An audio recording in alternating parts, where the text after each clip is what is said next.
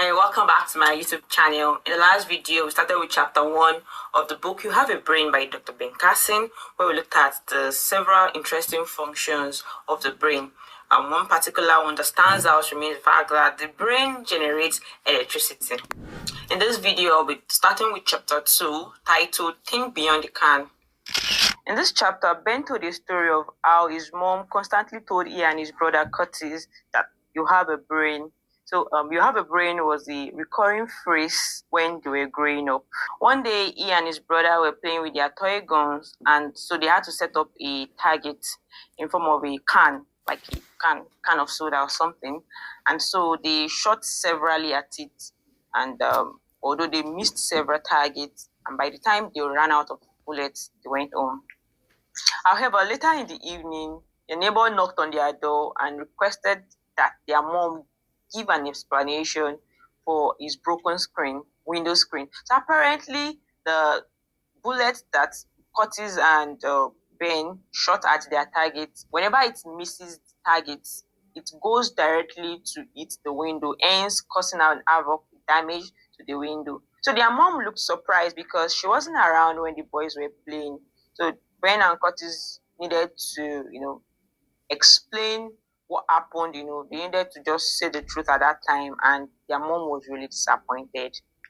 So an agreement was reached on how the window screen would be replaced, being that she had no money, but then the neighbor said he was going to replace it, but the guys were going to come around, his house to do menial jobs. So until he's satisfied that the amount that would have been paid for those jobs would buy his window screen.